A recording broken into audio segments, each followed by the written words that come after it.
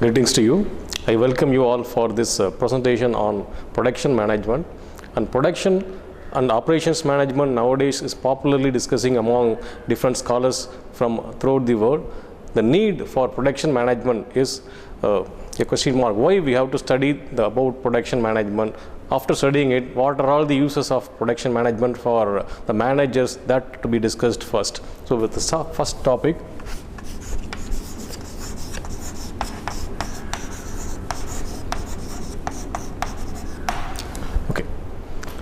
so in the view of different scholars throughout the world, they are looking the production field as a evergreen field. So they are calling that as a evergreen branch of study.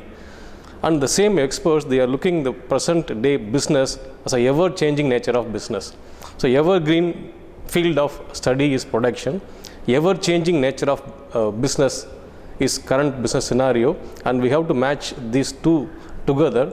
So production is a evergreen branch of study which is need for ever changing nature of business. So the business scenarios keep on changing. For example, we are going to a restaurant. In earlier days, how we are ordering for food in restaurant. Simply a waiter comes to your table and we are placing some order, you are getting the food. That is the old scenario, but the change happens in every field, including restaurant. Now how we are ordering food in restaurant? We are visiting a restaurant, we are going inside the place, we are comfortably seated in one location, and we can even see a pumped up device on your table. You can immediately place your order in table itself, food comes to your table, automatically after completing your entire task, bill comes to your table, and you can even pay the amount in your online transaction. Net banking is available, all because of the customer's expectation in every field. The customer expectation is keep on changing in all the situations. According to the change in customer's expectation, we have to adopt our technology to convince the customers so that he will buy and repeatedly come to your business again and again. We can get more business. Because of that, we have to concentrate more on production.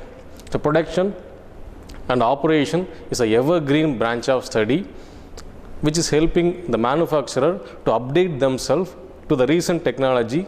With that, they can survive in the market and they can do the business more quickly and more profitability than before. And what is production? That will be discussed again. And production, we have to change the inputs into the form of output in the case of production. I can write that process in a graph. Production, and in that we have inputs, and we are going to convert this input into the form of outputs. And here the term input denotes the 5 M's in the business. And what are the 5 M's? That is we discussed before. And 5 M's, the first M is money. Without money, no one can start business. We need to buy a lot of machineries, we need to buy raw material, we need to employ so many workers, and for everything we need money, primary M. And if you have this money, you are not able to start further activities. Apart from money, there are few more M's available. The second important M is manpower. The manpower includes the technical, supporting, and even all the persons involved in making your process successful one. So the technical worker, they will take care of manufacturing activities, and supporting staff, administrating staff, accounting, finance staff, all they are going to provide their support in making your task a successful one. Manpower, the second important M. And material, the raw material and the spare parts and whatever tools we are using in manufacturing a product comes under the category of material. And money is a primary one, manpower is a secondary one, and next to manpower, material comes, and next to material, the machines, the equipment what we are using in manufacturing the product or service, creating the service, all comes under The M are arranged in the same order of priority. So this most priority money, second priority manpower, and third priority material, fourth priority machines. And apart from this four, the methods what you are using in conversion process of input into the form of output comes here. In some case the methods may be a copyrighted one, in some case the methods may be an ordinary one, in some case you have the entire rights to follow this method, in some case that is a commonly accepted method followed by everyone. So these fives are 5 M's, you can treat that as an input, and you are going to convert that input into the form of outputs. So why you are calling that output? Outputs may be in two forms. It may be a product or it may be a service. So output may be a product, output may be a service. So in what are all the case, output may be a product. If it is a manufacturing company, you can use these 5 M's in any combination, and you are doing some transformation process into the form of output, and the final result is a product in case of manufacturing companies. Service oriented organization. Just imagine about an education institution. The output is the service. This is not a product, this is a service. Imagine about a hospital. That is a service. So in hospitals and education institutions, all the fives used, but the combination differs, and we have some transformation process here. We are getting a one result, that is the service. So product, service, these two are the different forms of output. If your output is product centric, in that case we can call the output as in the process as a production.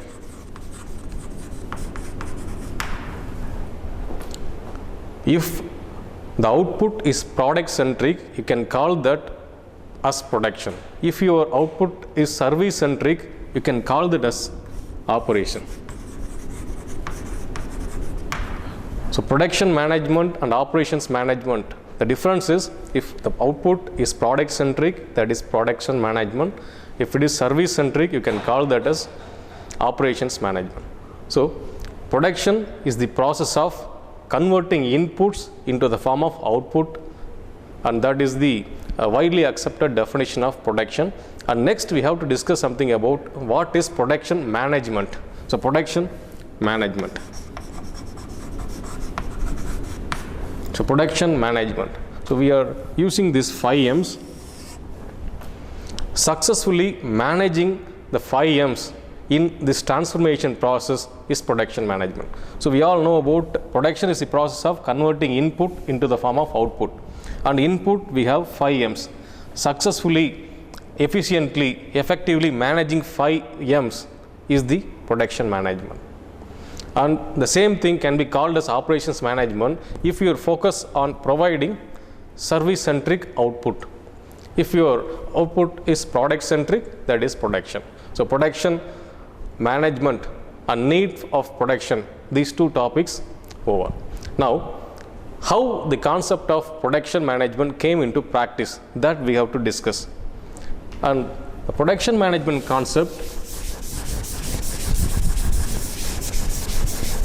only started in the year 17th century. So during the 17th century, the concept of production management started. Before 17th century, whether you can say that no one producing product, we can't say that word, because the concept getting registered in theory only after 17th century. But earlier to that, the product getting produced with the help of different cottage industries and craft manufacturing. Earlier we are using products, and that product manufactured in small groups of workers, mostly in domestic manufacturing, craft manufacturing, cottage industry. And laborers, they are deviated in their experience, and they are scattered in different locations based on their skill, based on their family background. They used to manufacture a product, and they are not organized together in a single place. and that was the scenario before 17th century. In 17th century, industrial revolution happens. We can call the first stage in production management evolution as industrial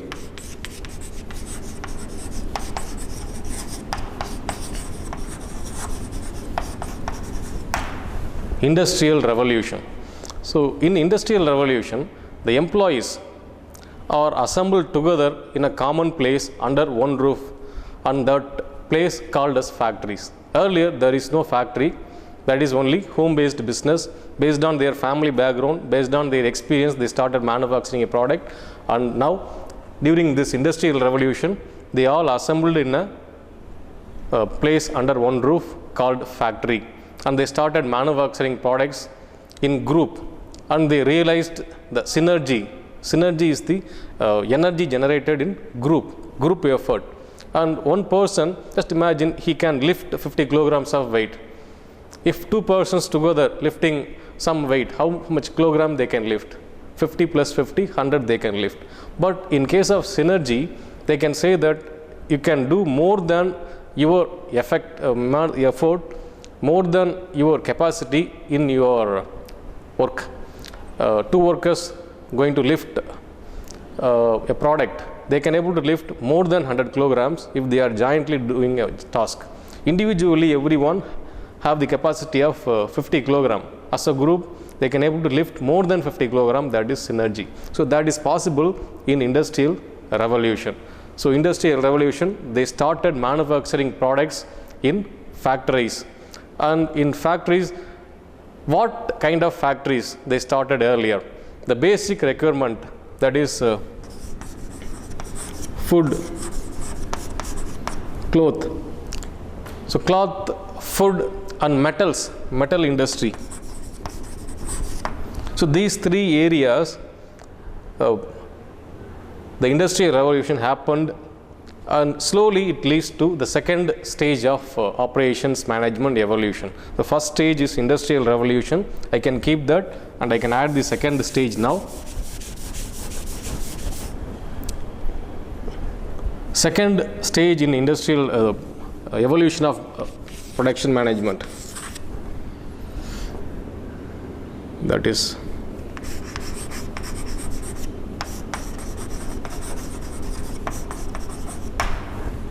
mass production. And mass production, here in the industrial revolution, in factories they started manufacturing products, but the number of output they can produce is limited. They don't have the skill, technology machines. They have ancient machines, old model one, and with that equipment we can able to manufacture only little quantity of output. And later they need to focus on producing quality of product, that is number of product is huge. The demand is more in the market. So mass production started in United States. They dominated in manufacturing industry earlier. So mass production concentrate on producing more number of product, and again try to improve the number of products as an output. So in industrial revolution, in factories we are manufacturing products, and in mass production in the factories we are going to manufacture more number of products than before. Continuously we are manufacturing variety of products and in large numbers. And in between these two we have one more process. So industrial revolution, after industrial revolution,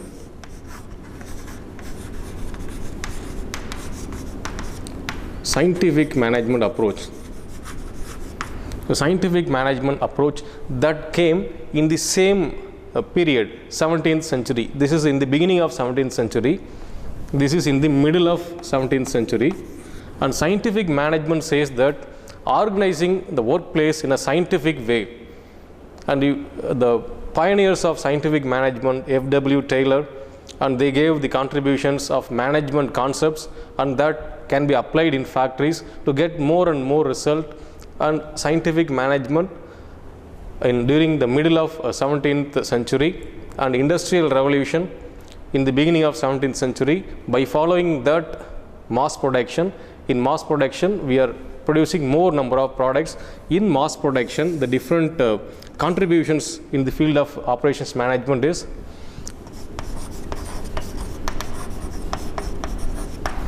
motivation theories. So motivation is the concept of encouraging your workers to produce more number of products. So motivation helps in getting more output than the previous level.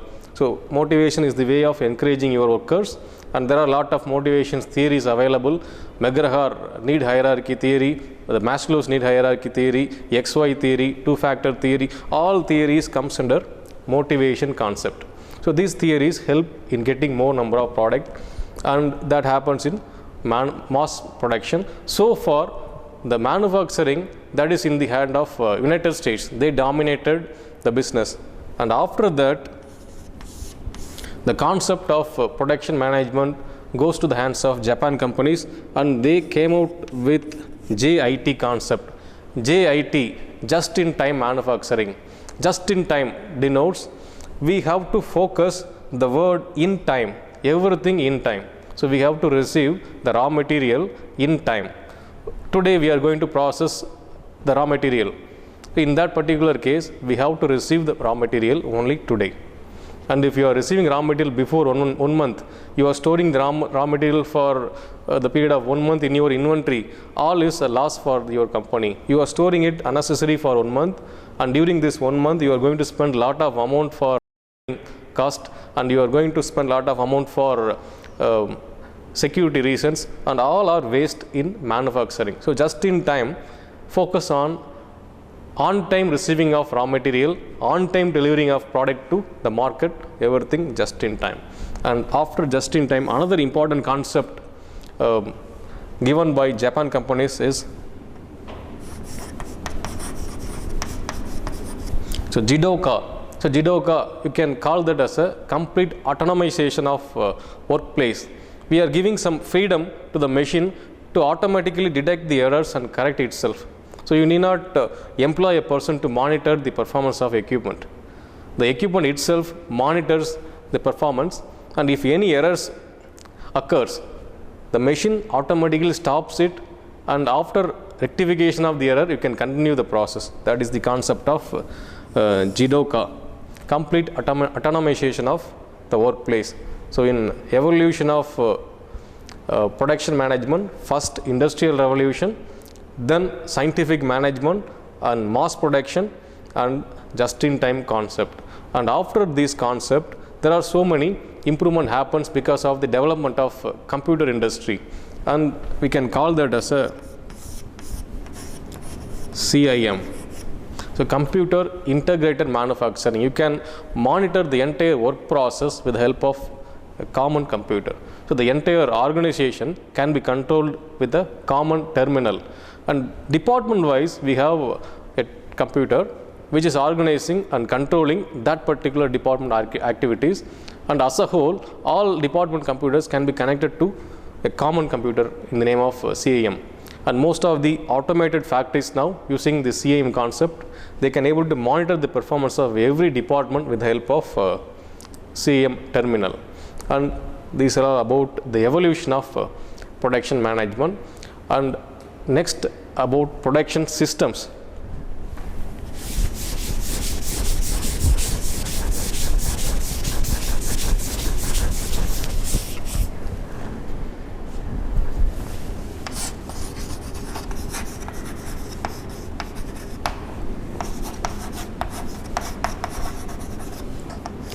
And we can start defining the word system first.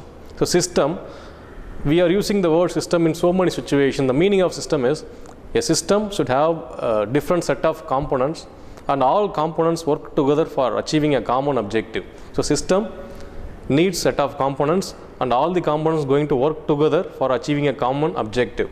So in case of production system, we have lot of components in production system.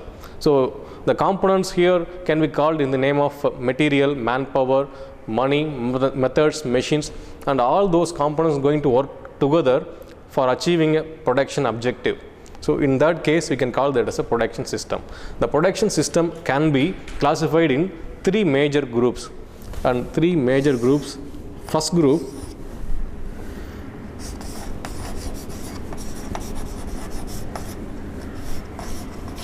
the job shop production system. In case of job shop production system, we can manufacture little quantity of output, not huge output, small output, and you can do varieties here.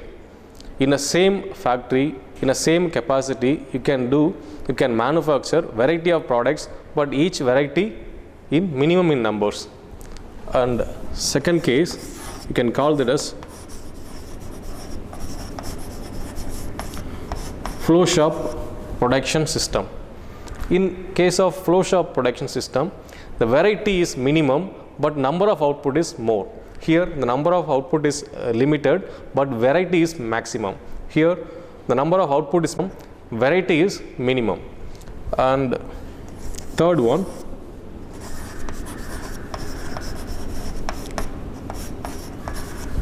one shot production system. So one shot, the word one shot denotes only one specific objective. For this kind of business, a company is focusing on achieving only one objective, and for achieving that objective, we organized all the resources together in that particular place, and once the objective is achieved, the project is over. So they have a temporary lifespan, and we are focusing on one particular objective. After reaching the objective, the task is over, and the parties involved with the task, they went back to their earlier business. So this is temporary in nature, and you can call it as a projects. For every projects, we have some project leaders and we have some members in projects. After completing the project, the job is over, and they can go back to the earlier job what they are doing. That is about one shot system or project. And flow shop, as I told you earlier, that is the manufacturing of products in huge volume, and the variety is minimum, and you can even call it as a continuous production system. So continuous production system. And in case of job shop, we are producing limited output, but variety of output we are producing, and you can call that as a batch production system. Batch production system. And examples and job shop, imagine about the tools and components manufacturing industry, and with the same capacity, with same machineries, we are going to produce variety of output in different specification. All comes under job shop or batch production system. In different batch, we are producing different specification products, and that specification products manufactured in little quantity. In case of flow shop, the example you can say, imagine about the manufacturing of iron rods. We are producing more number of product with the same specification without any variation. So that's possible in case of flow shop. And one shop, you can call that as a project. The example is construction of a bridge. Imagine for construction of a bridge, all the equipments, manpower and money, material we need goes to that place and completes the job, and can go back to the actual place later after completing the projects. So these are the three types of production systems. And in production, in some of the situation, we need to take some important decisions. So next topic, we are going to discuss about decision making in production.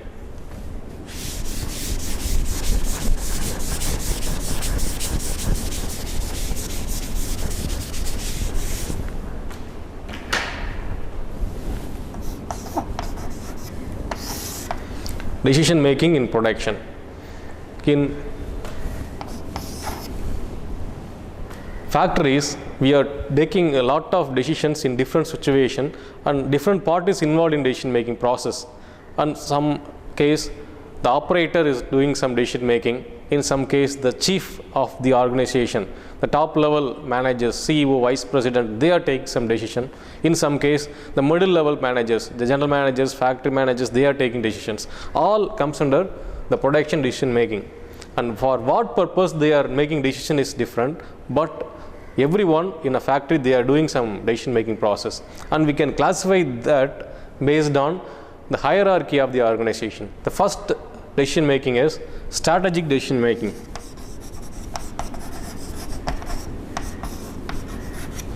Strategic decision making, this kind of decisions taken by the top level of management. And normally what kind of decisions they are taking? What product we can produce? How we can expand the business?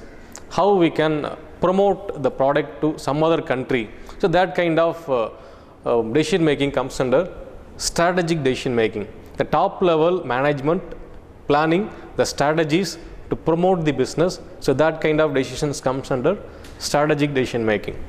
And second one,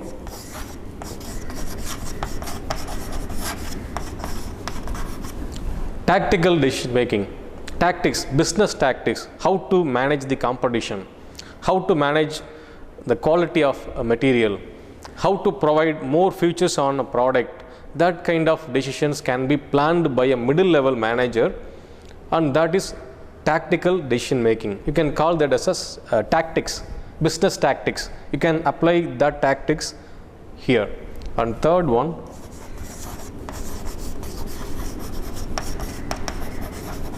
operational decision making.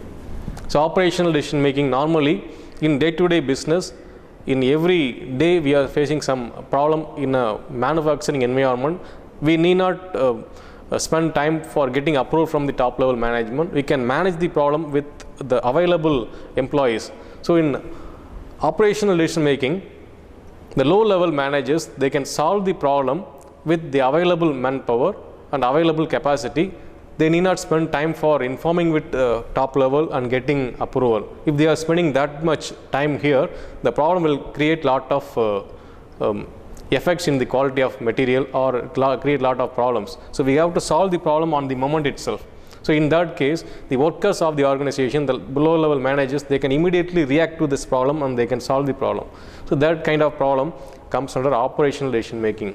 For our day-to-day work problems, operational decision making solutions we needed, and we can do it with the help of low level managers. And tactical decision making, middle level managers.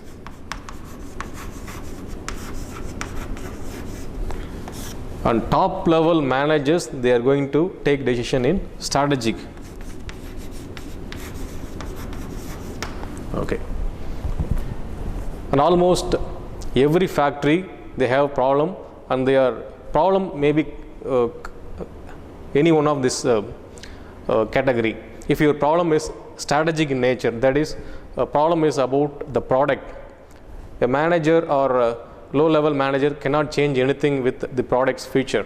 So only the top level managers can decide about it. So you can give that information to top level management. They can consider that to revise the model and to revise the policy of the company to promote the product in different locations. So these are all the decision making process.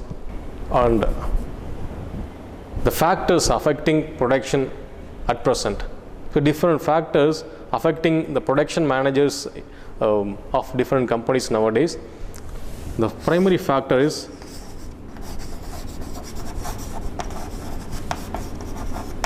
globalization.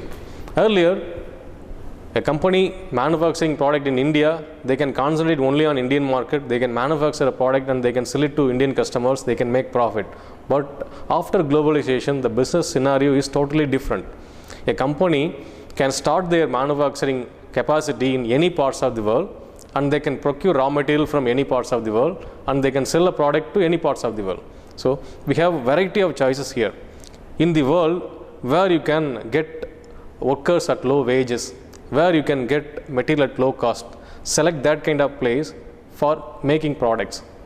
And in the world where you can sell a product at higher price, where you can get lot of consumers, sell your product in that kind of location. Always the manufacturers, they have to focus on making more profit. So in case of globalization, the market totally changed and the customers are expecting best every time. So your competitor not only available in your location, your competitors are across the world. So you have to make your product which will meet the requirements of global consumers. So globalization. Quality. Since your product goes to other countries, it goes to other buyers, and you have to meet the quality which will satisfy every buyers across the world. So Indian buyers, in some case they can tolerate with the quality, but international buyers, they will not compromise with the quality. So quality is again an important factor which comes under the challenge faced by the production managers. And the third one, cost. Cost of manufacturing again is a very big headache for the manufacturing managers, and the large companies are in your competition, and they can have their own capacity in manufacturing product. They have latest technology, they have advanced procedures, and they can employ workers throughout the world, and they can able to produce a product at lower price. For a small company, for an entrant, it's not possible. So cost is again a challenge for the production manager. So globalization, quality, cost, then marketing. Marketing is again a very big challenge for production managers, because the expectation of the consumers keep on changing. Earlier, how they are expecting a quality in a material, now how they are expecting in a material, totally different. So in case of mobile phone example, earlier consumers, they prefer the voice clarity alone. Now the consumers, they prefer n number of factors in case of mobile phone. They need voice clarity, they need perfect OS like advanced Android OS, and they need high quality camera in it, and they need a lot of features like audio system, and even all the equipment in a mobile phone. Some of the brands launched a mobile phone with projector facility also. So all kind of information you have to consider in promoting your product to other parts of the world. So these are all the challenges faced by production company. Apart from these challenges, this product life cycle.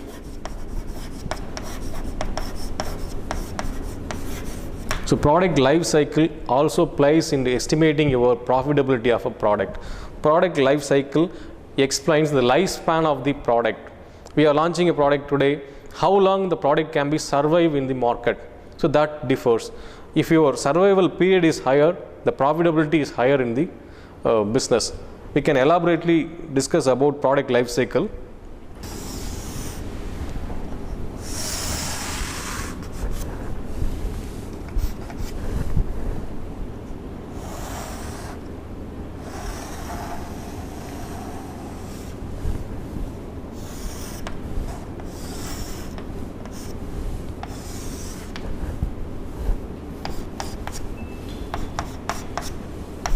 So in product life cycle, we have 4 different stages.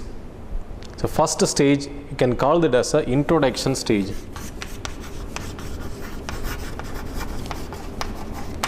At the time of introducing your product first time in the market, what kind of response we are getting from the market buyers. So that is introduction stage. Imagine a new model of television is going to get launched in a market. Smart TV, you can even call that a smart TV. The TV, you can use that television as a touch screen. You can use the television for browsing in internet. You can use the television for like a computer. So all features available in this kind of televisions. This is in introduction stage. At the time of introducing a new product in the market, a company cannot manufacture it in a huge volume. They are producing only little bit quantity. And if you are producing a product in little quantity, automatically the cost of manufacturing is higher. And you can cost the product, you can fix higher price for the product during the introduction stage. And all the customers, they are not aware of the product. Only few customers will buy it, and others, they can only monitor what is the product. And they can observe different outcome of the product, different feedback from the existing users. This is what happened in the introduction stage. So the number of output you are producing is limited, and higher price, and the customers, they prefer only little bit quantity, and number of product you can sell is limited. And after this introduction stage, slowly the familiarity of the product is getting wider. That leads to the second stage. So introduction is the first stage, and growth. slowly the market familiarity of a product is increasing, and one by one the number of customers is also increasing. And here in this stage the companies, they increased number of production from the earlier stage. Here they produced little bit quantity, and here they are producing more number of output. Since they are producing more output, the overall cost of manufacturing is getting reduced. If your overall cost of manufacturing getting reduced, the price is also reduced. So you can reduce the price and you can sell a product at lower price than before. Number of buyers will increase, and it all leads to the third stage. The third stage is your maturity stage. Here you are selling more number of product in the market. Your product is most familiar in the market. This is your peak. More than that you can't sell the product. So that is your maturity. All customers knows about this product and they are ready to pay amount for it, and the cost of the product is also, the price of the product is also minimum. We are producing it in maximum quantity, maximum of your capacity. So your cost of manufacturing is lower, the product cost is lower, lot of buyers are buying it, and after that the product sales started declining. So that is decline stage. Your product is getting outdated from the market and the sales of your product is started reducing. In the example I told you in introduction stage, the smart television came, and this is in the new trend, and customers are ready to pay higher price for buying smart TVs, and number of customers are limited. And in growth stage, I can quote the example of LED television. The popularity of LED television is higher, more buyers are they are buying LED television now, but this is not most above than the previous level. Number of smart TVs small, and number of LED buyers is more, and most, that is LCD. LCD televisions most popular at low cost. Here this is again a budget television, LCD, and low cost buyers, low income group, they prefer LCD television, and middle class buyers, they prefer LED television, and high income group, they prefer smart TVs. And after that, what about the normal color television? Still that kind of television is available in retail outlet, but number of buyers buying color television is totally little. In villages they may use color television. It started declining. The manufacturer itself, they will not manufacture this product nowadays. This is only the at present situation. Later the smart television may go to the second level, and LED television may go to third level, and LCD goes to decline stage. The color television may totally wiped away from the market. So this product cycle is not a permanent situation for every product. So your product is going to different stages level by level, and you have to be familiar with the available technology, and you have to adapt yourself for the present technology to survive for more number of period in the market. So this length is important. How long you can survive in the maturity is important. The manager, what they can do is they can extend the length of maturity period. If you extend the length of maturity period, your profit increasing, your profitability increasing, your product is surviving for a longer period. You can do variety of output in the introduction stage. A company producing a product in maturity, they have to start doing on introduction stage projects. We have to do some research and development work to launch next version of the product now itself. If you are not doing that, the brand will go out from the market. Your competitor will get your consumers. We have to adapt ourselves to the recent technology so that we can update ourselves with the recent technology, and we can survive in the business for a long period of time. Next topic, we are going to discuss something about facility planning.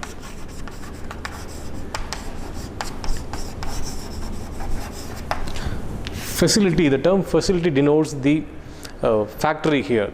Literally, in factories, what are all the provisions you are going to provide what are all the areas you are going to concentrate for the further improvement, all comes under the facility. In facility, we have to plan something. In facility planning, the two important topics are facility location planning and facility layout planning. Facility location planning, how we are going to select a land for starting a factory, so that is facility location planning. And within factory, how we are going to arrange your machineries, equipment, that is facility layout planning. So in location planning, we are going to select the land for starting your factory or locating your facility. And layout planning, we are going to arrange effectively inside your factory. In location, what are all the factors we are going to consider while selecting a land for constructing a factory? Very same how we are going to select a land for constructing a new building or building for our personal purpose. So we need transportation facility, we need water facility, we need market availability, we need the nearness to airports, shipment, etc. We need skilled workers in the nearby area, and all those factors to be considered while selecting a land for starting your business. If you commit any error in this, it will affect the entire profitability of a business. Just imagine a person wants to start a new garment factory. The location that should focus very near to the Tirupur area, because the similar industries available in that area. You can get lot of orders in that area. You can see global buyers. You can see skilled workers in that. Everything readily available. If you are starting in some other area, you have to search for the different requirements. It will create lot of confusion. So start your factory properly in identifying the location. And after identifying the location, how you are going to assemble or how you are going to arrange the machines inside your workspace. And you have 10 machines, you have certain area of factory. You can locate the 10 machines within your factory in n number of ways. And which way gives more flexibility, which way gives more workspace, which way gives more safety, all those points considered in your layout planning. Layout planning has 4 varieties. Process layout.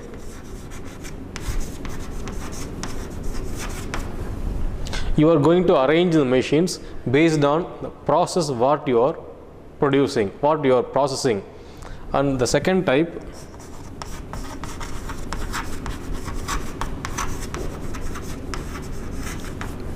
product layout. Product wise we can arrange the machines. For first product you can use one row of machine. For the second product you can use a second row of machines. And you can use both the ideas together in group layout. So in process layout, you are going to arrange the machines process wise, and in product layout, you are going to arrange the process for product wise. For product A, one line, product B, another line. You can mix the combination of process and product together in case of group layout. And the fourth one,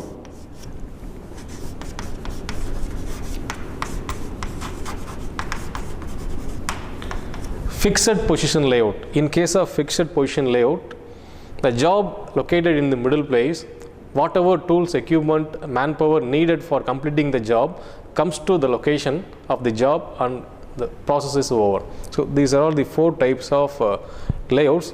I can elaborate each one separately. Process layout.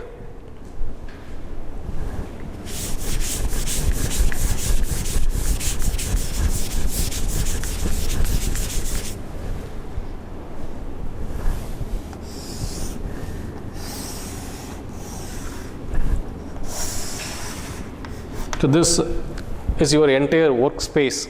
Within your factory, you have this much area, and you can employ machines in n number of ways. And I am going to arrange the cutting machines here, and I am arranging drilling machines here, and you can arrange painting machines painting machines here, and some other process assembly. So you have 4 processes, and you can arrange all these machines process wise. Similar cutting machines arranged here, and drilling machines arranged here, assembly machines arranged here, and painting machines arranged here. You are producing 2 different products in your workplace, and one product travels in this way. So you start from here, goes to this place, comes to this place, and final one is here, and it goes as a output. That is the first product. In the same capacity, you can produce one more product, and that product may travel in this way. Here we are starting with cutting process, and it travels to painting, and it travels to assembly, and finally it goes to the market as a output. So 2 products produced in this capacity, and the product moves in different direction based on the process need for manufacturing the product. This is for the process layout. The same factory can be arranged in some other way.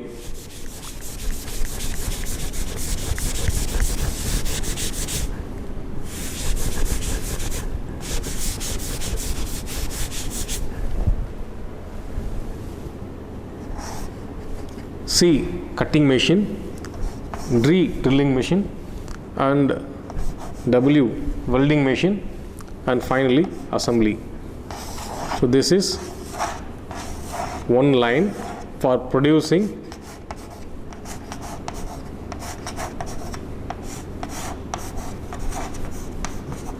output 1. So for producing this product, first process cutting and drilling, welding, assembly, that is a separate line. And another line within the same roof, we are going to produce one more product, and for that the first process is cutting, and next process is welding, and painting, assembly. So this product flows in this direction, and finally it goes like the output 2. In previous case, the product traveled in different directions. The entire arrangement of machines is based on the process. Now the product travels in a straight line. All the process required to make the product assembled in a straight line. That is in the case of product layout. In case of third one, group layout. So we can combine the benefits of product layout as well as process layout in a same capacity. So in one group you can use product layout, and in another group you can use one more product layout. Simultaneously you can mix that with process layout also.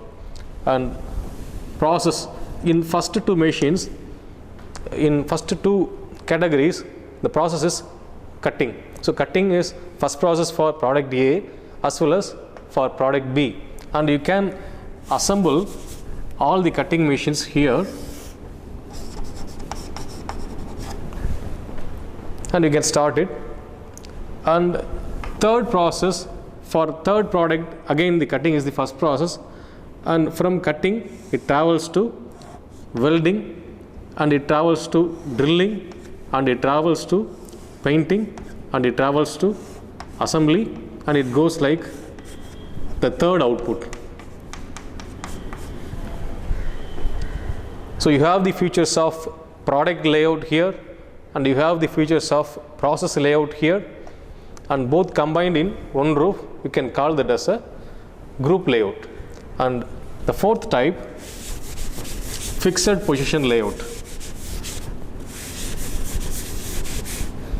The fixed position layout concentrates only on completing a job. So job is located in the central place, and whatever tools, equipments, material needs to complete the job goes to that location and completes the job. So here all the drilling machines arranged, here all the welding machines arranged, here all the painting machines arranged, and Whatever the support you need, it comes to your location and we can complete the job, and that is over. The job is production of the output. So all the output can be produced here with the help of the supporting materials. The projects comes under the job category. Just imagine the construction of building. The job is construction of building. Whatever the tools you need manpower, you need material, and you need other supporting materials, all comes to the location where the job is going to get performed, and the job is getting performed. Once the job is over, the tools are withdrawn from the location, it goes to some other place. So facility planning needs two kind of planning: facility location planning, selection of land for constructing your factory, and layout planning. Layout planning is assembling of machines inside your factory. In layout planning, we have 4 types: product layout, process layout, group layout, and fixed position layout. So next topic is about materials handling.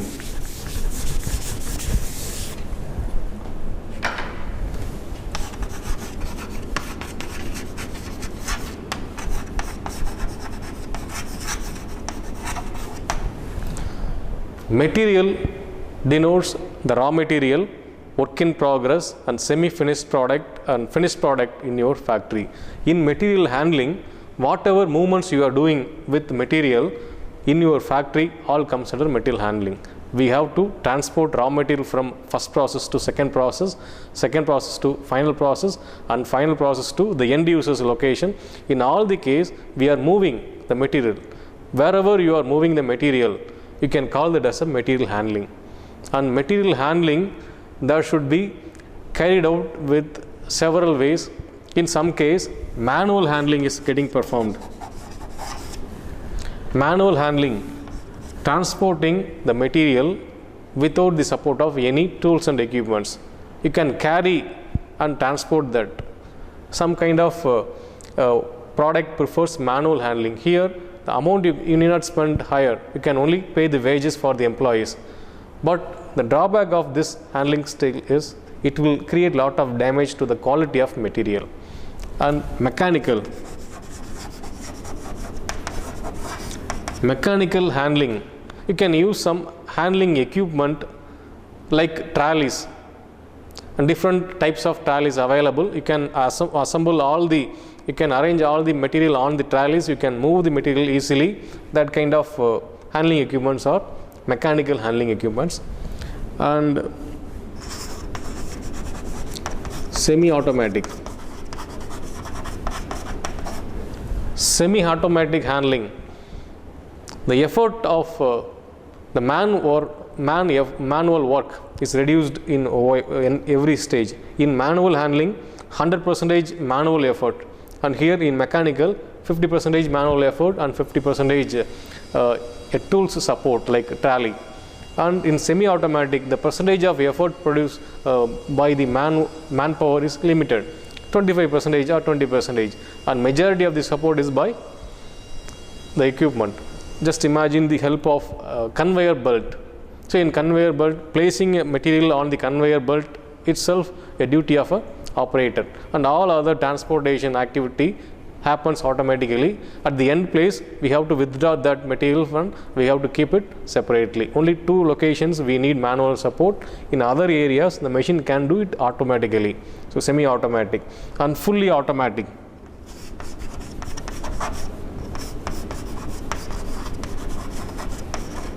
so here the effort of manpower is limited. We don't need, we need automatic machines here, and everything performed automatically. Say for example, chute feed system.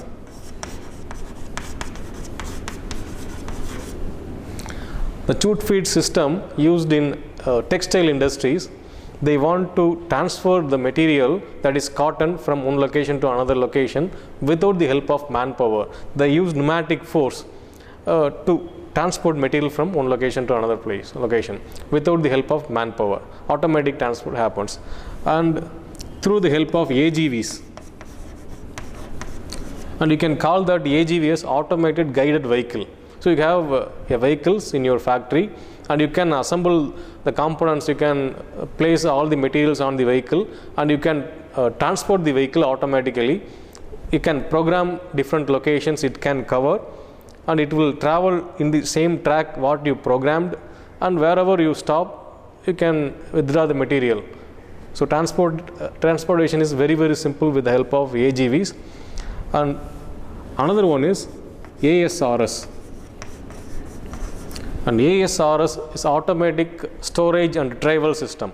Storage is placing the material, and retrieval withdrawing the material. So ASRS, automatically you can store the material, automatically you can withdraw the material, and this system first introduced in a library. Imagine a library consists of lakhs and lakhs of books, and if you want to take one book from the library, you have to go to different racks, you have to search for the book, and you can identify a book and you can take it. That is a lengthy process. In case of ASRS installed library, you can go to your terminal, you can type a name of a book, the book will automatically comes to your table.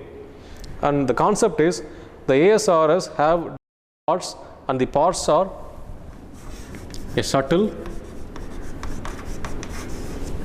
a bin, a loading unloading point, loading unloading point, and front panel. Okay, the shuttle that is frequently traveling in and out of the bin. Bin is the location where you are storing the material. And loading and unloading point, this is the point you are going to check, and you are not going inside the storage place. We can stop with that location, loading and unloading point. And front panel, that is the system located in front of the device. Imagine you are going to a library and you are going to the front panel and you are giving the information about the required book, and automatically this shuttle goes to the bin where the book is stored, and it withdraws the book and comes back to the loading and unloading point automatically. Within fraction of minutes, you can get the book in your table. If the books are limited, you need not fix that kind of device. If the number of books are higher, instead of searching and spending huge time in getting the book, you can install this kind of device, you can get it easily. And this technology nowadays widely used in the stockist distributors. They have variety of products in their storage place, and every time they need not spend time for searching the product. They can get the product easily with the help of ASRS concept. And next one, material handling principles.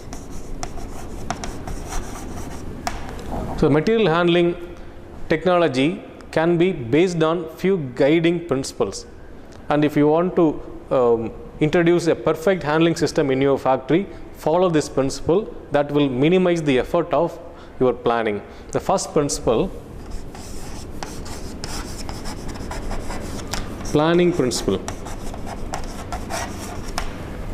So plan about what you are going to transport and how long time you can spend, how much money you can spend for this transportation. So all comes in planning. So based on that, you can go for further designing. Just imagine a company wants to spend little amount for this transportation. So in that case, they cannot think about automatic transportation process. They can only think about manual handling. If the budget is maximum, they can think about even ASRS, what we discussed earlier. So in planning principle, we are going to decide what we are going to move, how much we can spend for the transportation, and how much space we are available, what are all the limitations. Then gravity principle. So gravity principle, use the gravity force to transport material from one location to another location. So instead of transporting a material from down place to up place, move it from upside down, from top portion to lower portion. So in that case, you can use the gravity force, you can spend little energy to transport the material. And safety principle. So arrange your transporting device to provide without affecting the safety of the employees. So we need to consider the workplace safety. And fourth one,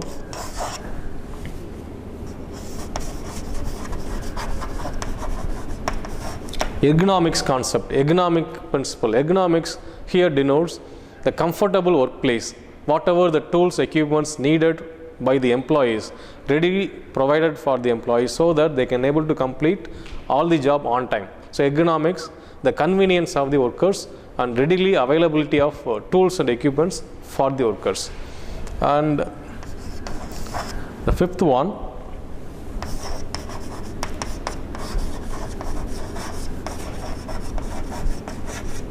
unit load concept. Always transport material in units. Unit is a volume of products what you are going to transfer. Just imagine about a container. Always use full container load to transport material from one place to another place. Don't do it half container.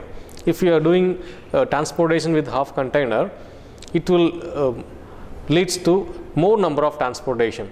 More number of transportation needs more cost in it. So fill up the container with all the products, different products, then transport it. It will reduce number of transportation. That is unit load concept. Then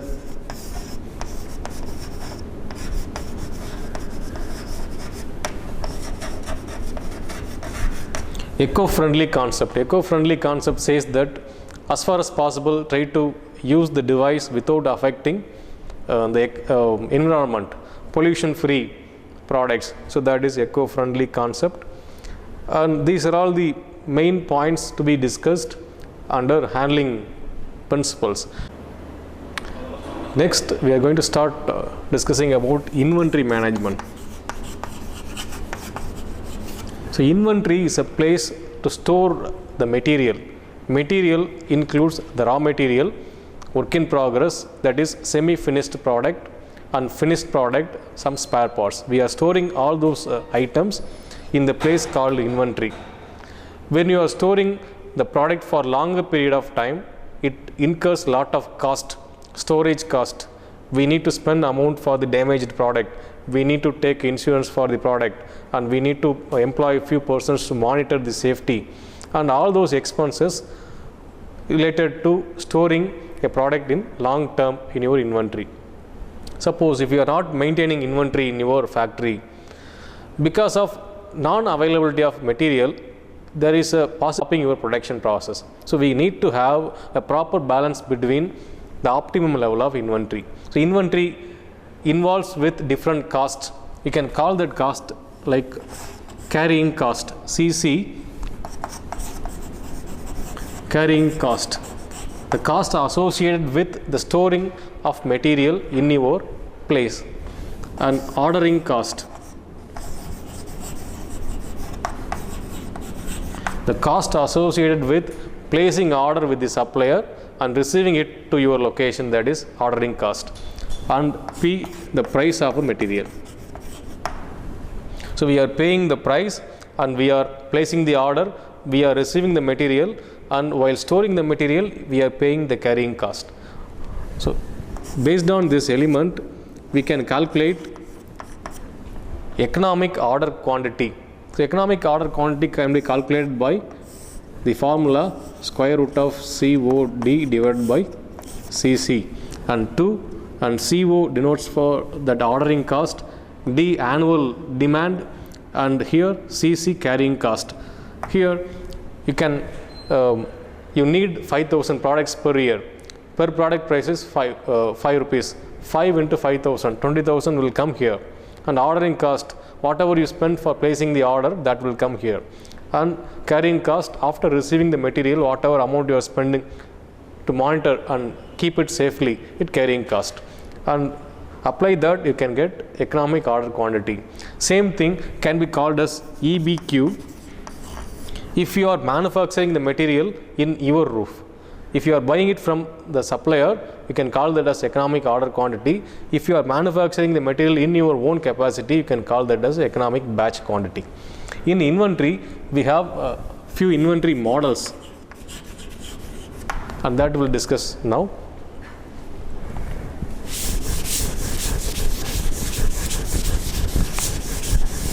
There are a few important models. First model, purchase model. We are going to buy raw material from a supplier. In purchase model, we have two types: without shortage, with shortage. So without shortage, the situation shortage will never come for this kind of model, and in second model shortage will come. So purchase model without shortage one type, purchase model with shortage another type. And second one,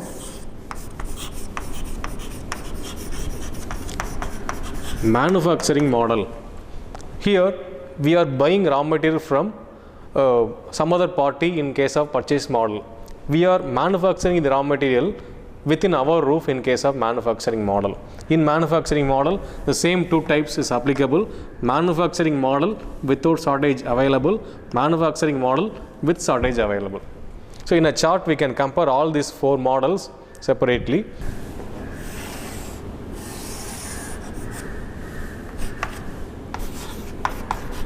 In y-axis you can take the quantity, and in x-axis you can take the duration.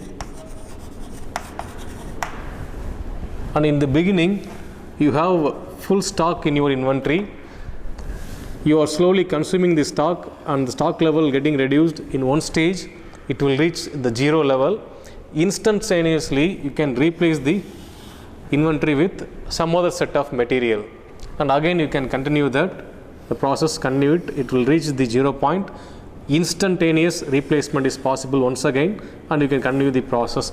That is the purchase model without shortage. Here we don't face any shortage situation. Every time you are placing order for buying this number of quantity, and you can call that as a EOQ. So you are buying the quantity from the suppliers, and this time is the cycle period. So T for the entire duration is cycle time, and this is EOQ, and you are not facing any shortage in this case. This is purchase model with shortage.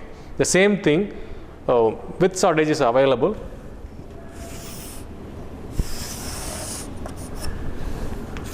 And here the quantity, here duration. In the beginning you have full stock in your inventory. When you are consuming the stock, the level is going down. In one stage it reached 0, and immediately replacing with new set of material is impossible, and it will take some time, and you are getting replaced here, and again the next process goes. In this duration you are facing some shortage, and you can extend that line below. It will make in one location, and the quantity from that point to this point, that is a maximum inventory. You can call that as Q1, maximum possible inventory you can store in your location. And here this is Q2, that is your maximum shortage you can experience. And if you total Q1 and Q2 together, you can get EOQ, economic order quantity. And you have two time elements here. From the starting point to this point, time 1, and this time is inventory period, and from this point to that point, time 2, that is shortage period. In this period we are facing shortage. In this period we have stock in inventory, and if you total T1 and T2, it will give you the total cycle time, that is T. So that is about the first model, purchase model without shortage, purchase model with shortage. The second model, manufacturing model.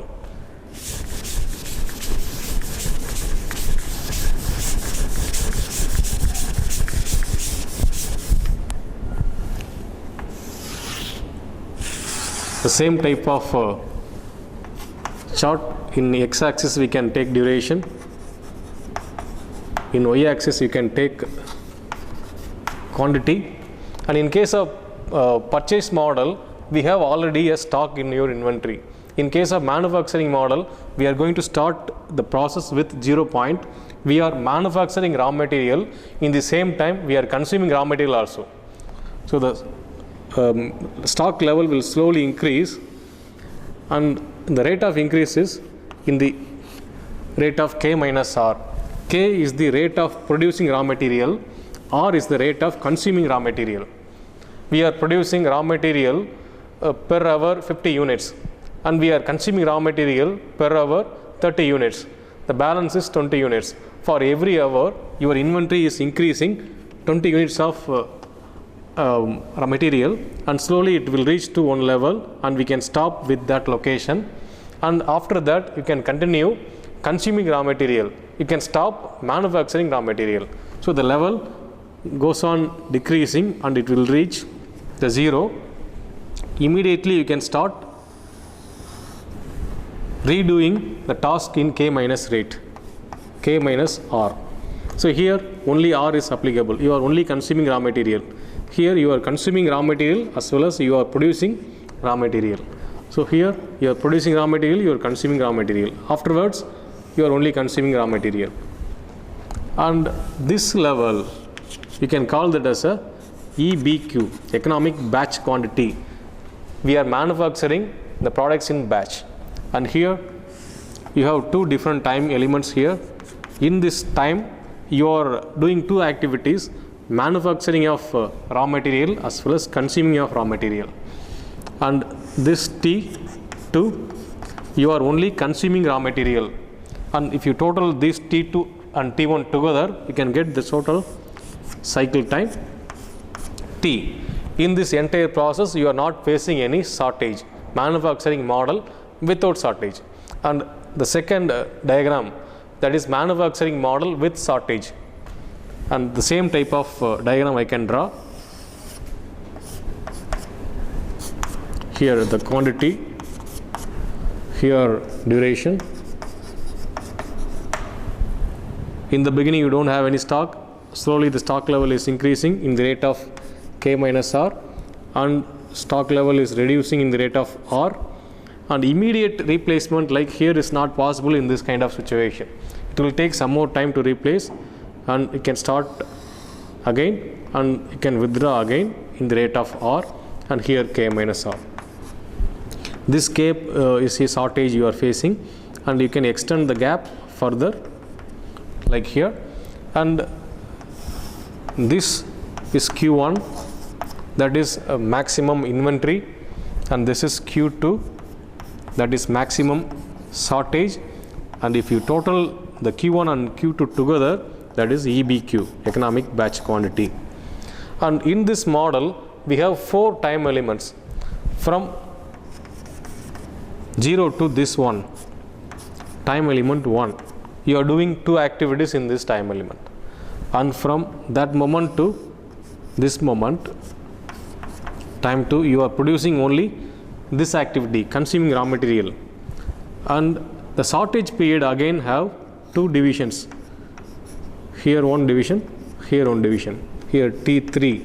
So in this duration you are preparing the device, you didn't start manufacturing activities, and only after this point you can start actual manufacturing activity. Here you are preparing, that is T3, and you actually started the manufacturing activity here, but result will come only in this moment. So during that stage you can call that as T4, and if you total all this timing, T1 plus T2 plus T3 and T4, that is your total cycle time. This is all about the first 2 models. The third model is quantity discount model.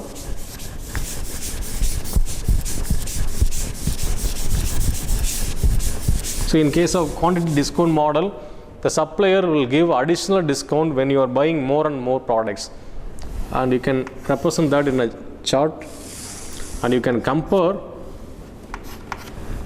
the cost and quantity of material. Here in x-axis you can consider cost, and in y-axis you can consider the quantity. If you are placing order for buying some quantity Q1, the cost will be this one, C1.